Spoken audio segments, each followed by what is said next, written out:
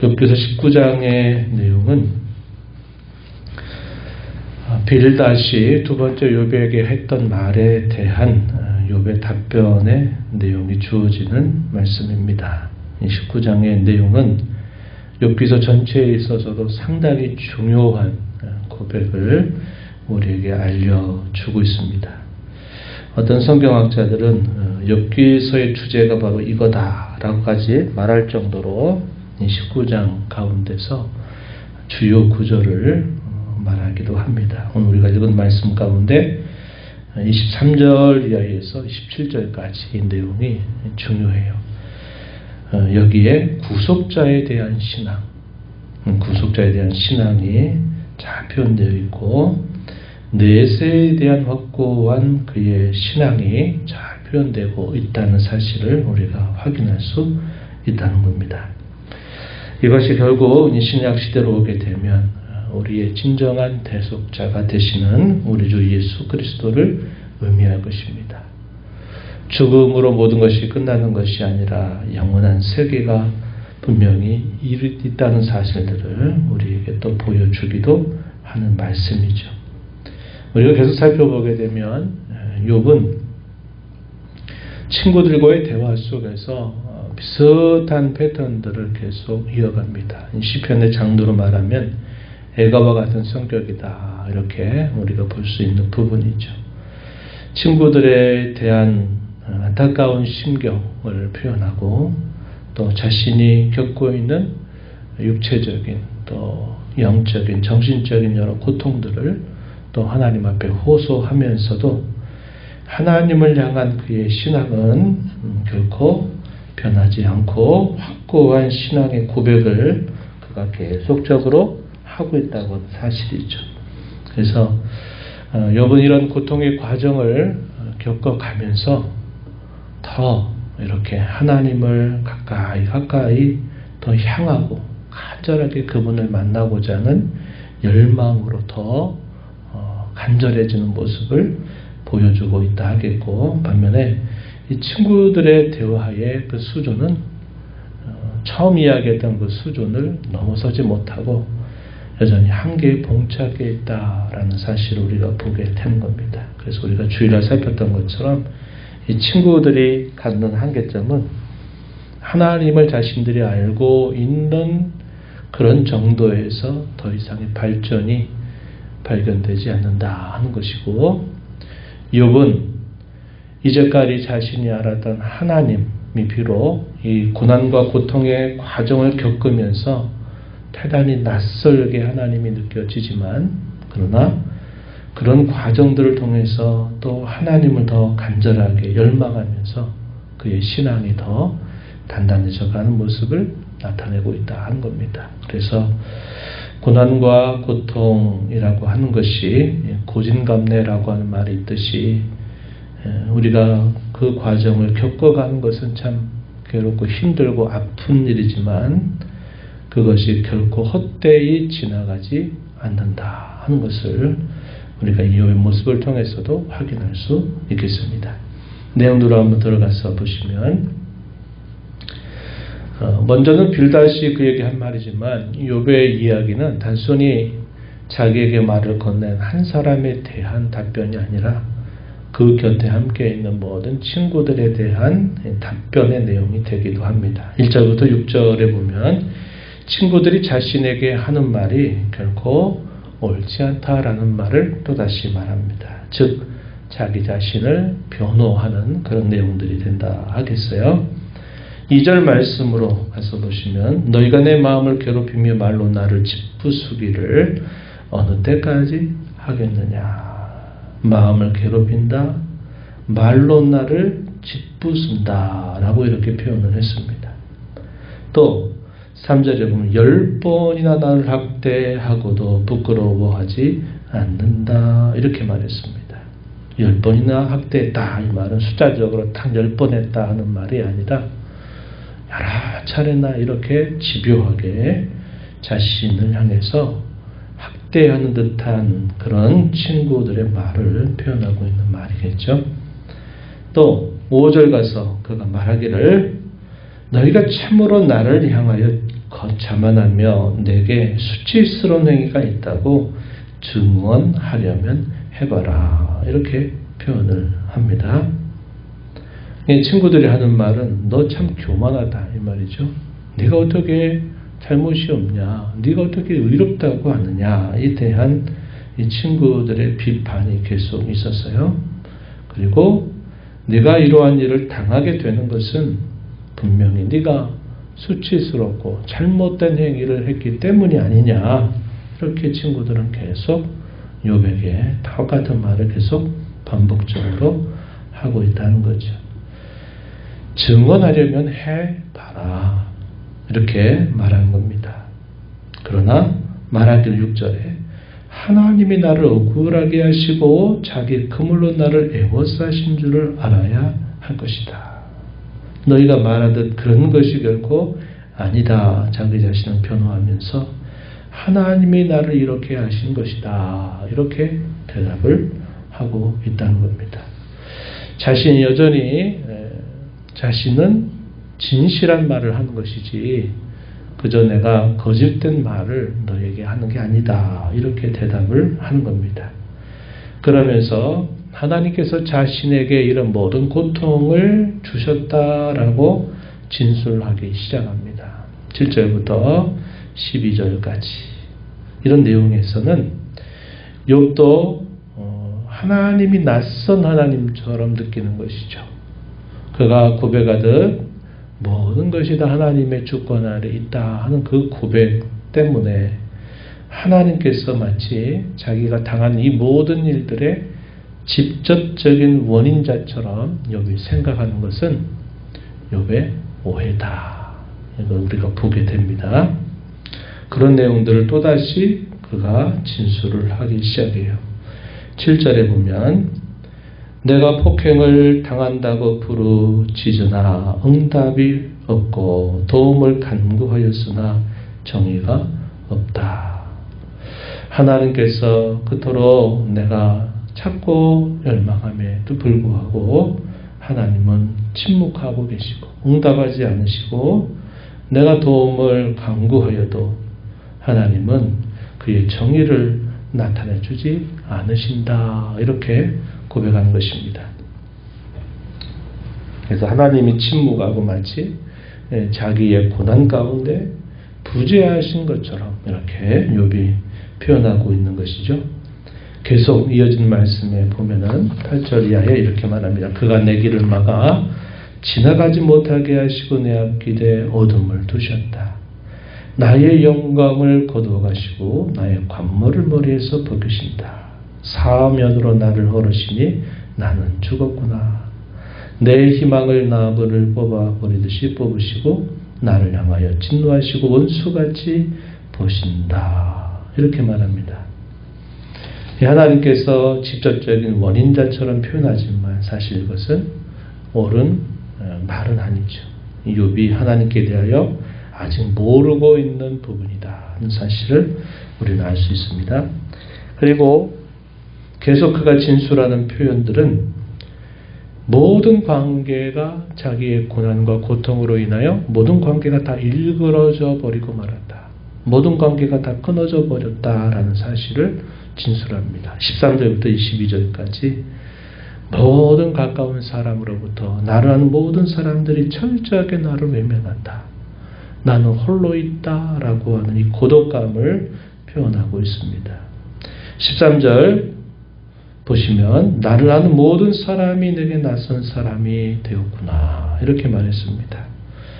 그럼 어떤 모습이냐. 14절 이하에서 구체적으로 말하기를 내 친척이 나를 버렸고 가까운 친자들이 나를 잊었다. 내 집에 머물러 사는 자와 내 여종들은 나를 낯선 사람으로 여기니 내가 그들 앞에서 마치 타국 사람 같다. 이렇게 말했습니다. 종을 불러도 대답하지 않고 내가 입으로 간청을 해야만 들어주는구나. 이렇게 16절에서 말하죠. 앞에서 우리가 읽었지만 그의 아내조차도 욥이 이런 일을 당했을 때 뭐라고 말합니까? 차라리 하나님을 욕하고 죽으라. 이렇게 말했던 그 아내였죠. 아내도 욥이 거칠게 숨을 몰아쉬는 그 숨결을 싫어한다. 또 허리의 자식들, 그를 아는 모든 친척들이라고 할까요? 그런 사람들도 자신을 가련하게 여긴다. 18절에 보면 어린아이들까지도 나를 없인 여기고 내가 일어나기만 하면 나를 마치 보기만 하면 나를 조롱하고 있다. 이렇게 말합니다.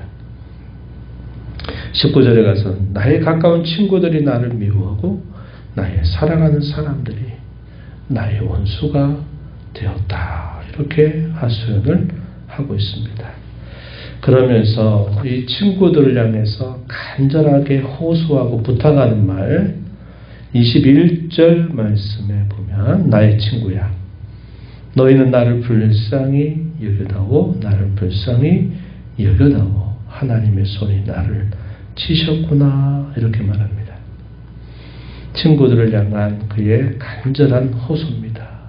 제발 좀 나를 불쌍히 여겨달라. 내 처지를 너희가 좀 알아달라라고 말을 하고 있는 것입니다. 철저하게 모든 사람으로부터 외면당하는 그런 욥의 모습을 표현하죠. 고독하다는 겁니다. 홀로 남아있다라는 것입니다. 그런데 이것이 하나님의 자녀들에게는 이 고통스러운 이 순간이 곧 하나님을 독대하는 자리가 되기도 한다 하는 겁니다. 세상의 모든 것들이 다 끊어지고 나를 아는 사람들로부터 다 철저하게 외면당하게 될 때 남는 게 뭘까요? 언제나 나를 아시고 나를 사랑하시는 그 하나님이 내 곁에 여전히 계시구나 하는 사실을 우리 그때 비로소 분명히 깨닫게 되는 겁니다. 우리가 예수님의 십자가 사건을 생각하면서 그 제자들이 장담하지만 결국 그들의 장담은 사탄의 거센 공격 앞에 결국 아무것도 하지 못한 채 완전히 무너져 내려버리죠. 종교 지도자들이 보낸 종들에 의해서 체포당하게 되면서 제자들이 다 도망치고 말았습니다. 그런데 그런 과정들을 우리 하나님은 겪게도 하시는 거예요. 가장 절망적인 순간, 가장 절망적인 상태, 또 자신에 대해서까지 가장 절망케 만드시는 하나님의 손길이 있다는 겁니다.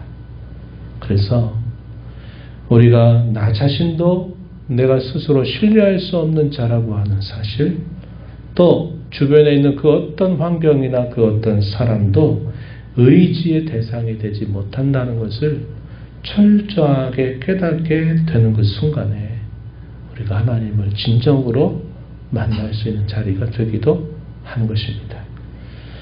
우리가 신앙이 없다면, 하나님이 우리를 그의 사랑으로 붙들지 않는다면 우리는 죽음의 길을 택할 겁니다.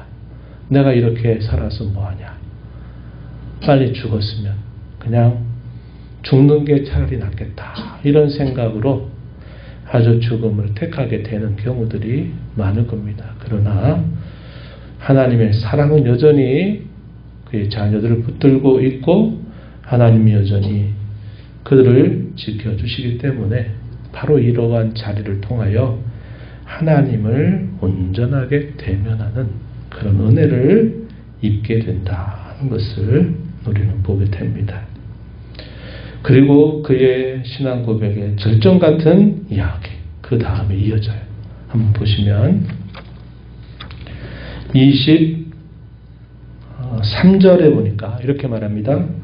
나의 말이 곧 기록되었으면 책에 씌어졌으면 철필과 나무로 영원히 돌에 새겨졌으면 좋겠다, 이렇게 말합니다. 그러면서 고백하는 말 25절입니다. 내가 알기에는 나의 대속자, 이 대속자라고 하는 말은 히브리 말로 고엘이란 말을 써요. 고엘 들어보셨죠?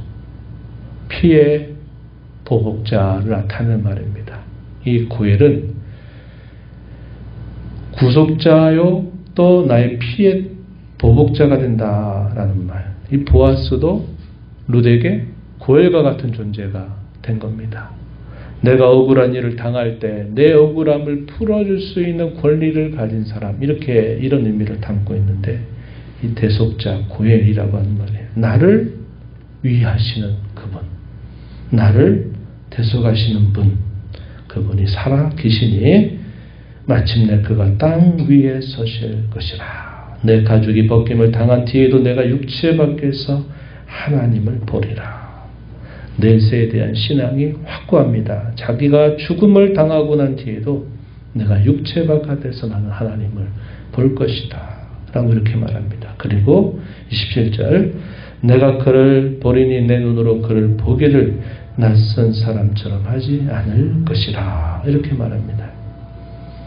한 번도 그분을 본 적이 없지만 그러나 그분은 내게 낯선 분이 아닐 것이다, 이렇게 말하는 거죠. 그가 늘 살아온 삶 속에서 하나님을 가까이 모시고 삶으로 하나님을 친근히 했던 그의 모습이 우리가 이런 고백들을 통해서도 볼 수 있는 거죠. 베드로 사도가 쓴 편지에 뭐라고 말합니까? 너희가 예수를 눈으로 보지 못하였으나 말할 수 없는 그 사랑으로 너희가 그분을 사랑한다, 이렇게 말하죠. 우리도 마찬가지일 겁니다.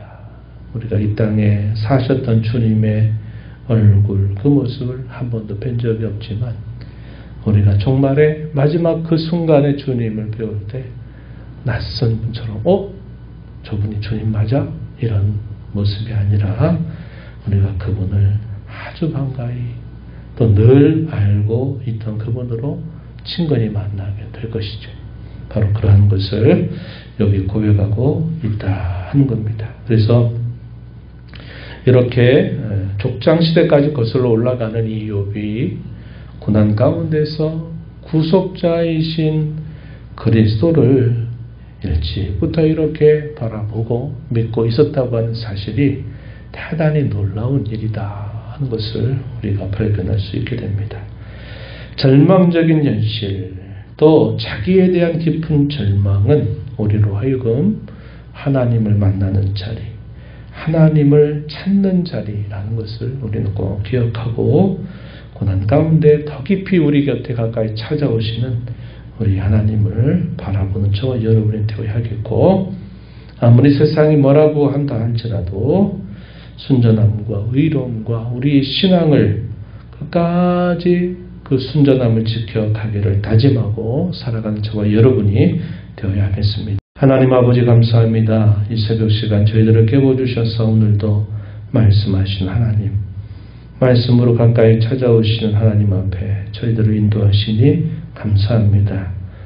고난과 고통과 절망적인 현실 앞에서 참 안타까워하며 낙심하고 또 호소하는 이 욥의 모습을 우리가 보지만 그럼에도 불구하고 자기를 위한 진정한 고엘, 대속자가 계심을 그가 굳게 믿고 그가 내세에 대한 확고한 신앙을 가지고 그 절망적인 현실을 또 극복해가는 모습을 살펴봅니다.